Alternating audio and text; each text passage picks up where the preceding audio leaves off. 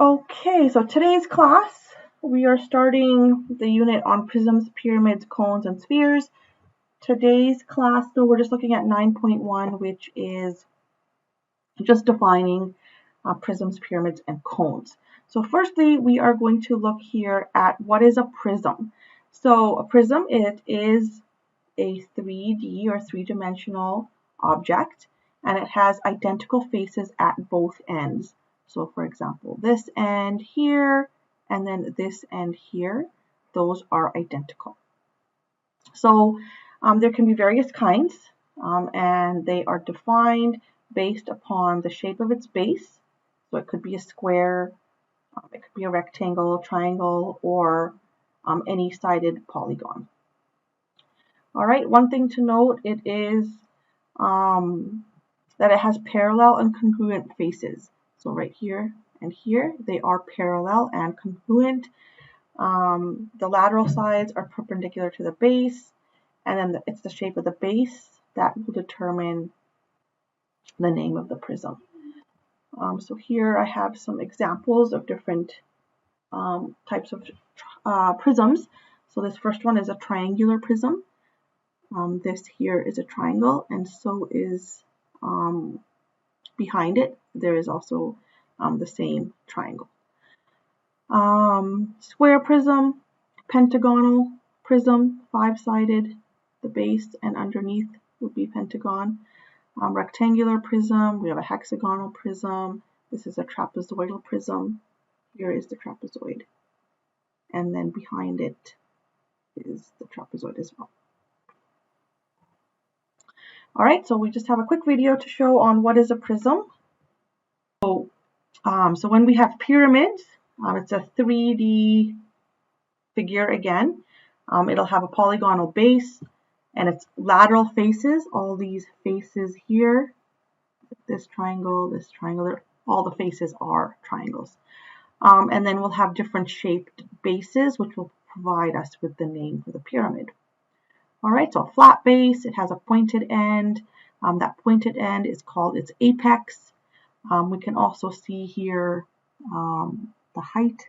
It's shown with this dotted line here, is the height. So here we have different types of pyramids. So again, it depends on the base. So here we have a triangular base, so that would be a triangular pyramid. Square base, so therefore a square pyramid. Rectangular pyramid, pentagonal pyramid, hexagonal pyramid, and so on. It is important to be able to find all the faces of these 3D shapes because we will be calculating surface area. So for example, this triangular pyramid, it has 4 faces. One here, second one, the third one at the back, and then the fourth one at the bottom. All right, so parts of the pyramid. So like I said, we've got the faces. So this here shaded in blue is just showing one of the faces.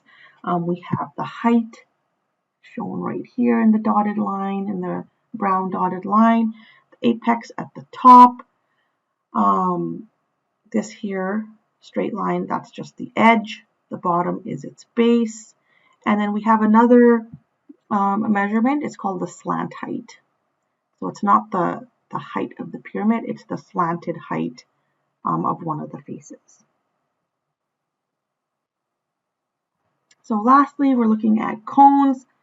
So cones, again, it's a 3D figure, but it has a circular base and then a conical surface going around. It does still have an apex, just like we saw in the pyramids. From the apex to the base, we can get the height. It forms that 90-degree angle. Because we have a circular base, therefore we can also know the radius or its diameter, which would go from one end of the circle through the center to the other end of the circle. That would be the diameter. So here we have the height. Again, it's forming a 90-degree angle with the base. So from the vertex or apex all the way to the base, we can get the height. We also see another measurement here, the slant height, shown right here. Notice, we have done questions like this already, but notice we are forming a right triangle here. So you could use Pythagorean theorem if needed here, because this is a right angle triangle. All right, let's watch this last video on what is a cone. I'll just pause here. Okay, today's class we're looking at surface area, and we are going to look at rectangular prisms first. We just finished watching this video on surface area, the brain pop video on surface area, and we're going to look at rectangular prisms first. So like we talked about last class, how do we know how to name prisms? It's based on knowing the shape of the base. That is what provides the name for all prisms. So here is a rectangular prism. It has congruent bases, the top and bottom, they're rectangles. The lateral faces are either rectangles or squares. So here is a rectangular prism. We have its length, we have its width, and we have its height. And if we open up our prism, that's called its net. It's basically the dismantled prism. Like if you opened up the box, this is what it would look like. So this is just illustrating its net and how a rectangular prism is constructed. So what we're going to look at today is calculating the total surface area, TSA, of a rectangular prism. We will also look at calculating the lateral surface area, the LSA. So here is our first example, and we need to find the total surface area and the lateral surface area of this rectangular prism. So we have its length is 8 meters, the width is 5 meters, and the height is 6 meters.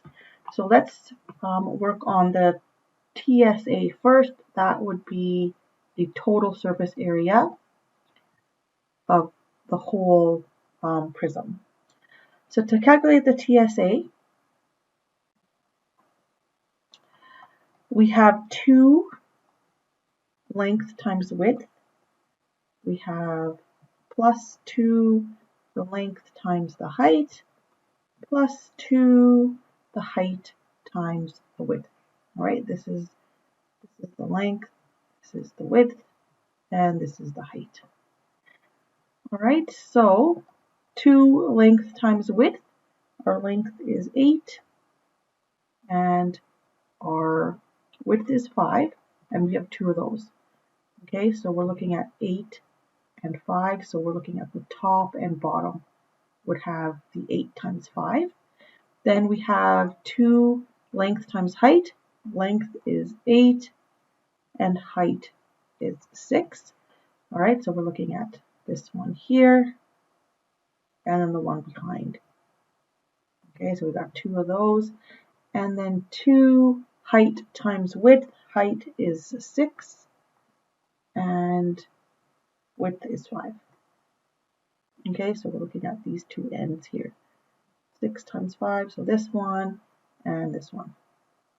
All right, so we have 2 plus 2 plus 2, so 6 total faces for that rectangular prism. So next what we're going to do is we are going to calculate all of those and then we'll add them up.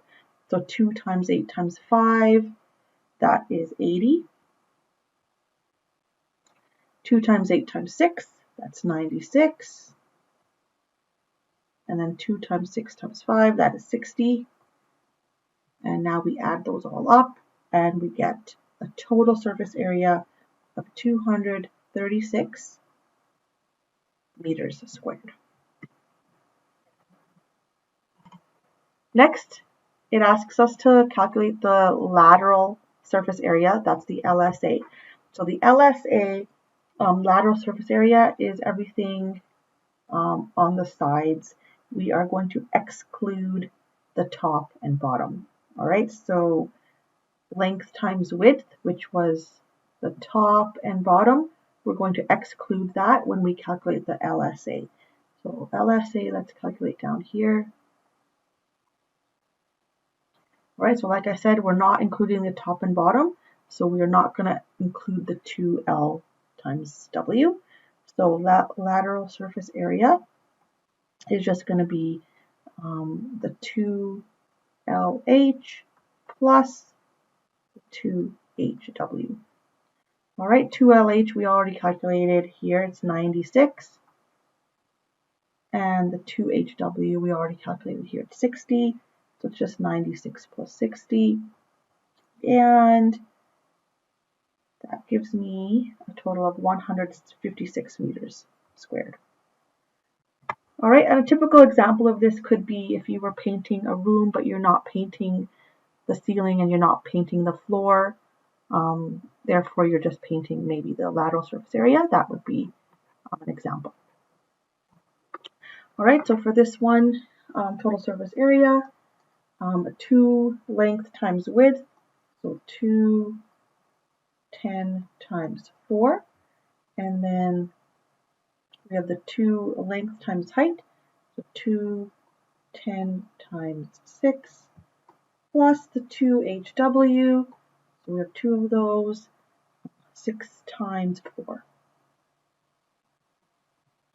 All right, so here 2 times 10 times 4, that is 80. 2 times 10 times 6, that is 120.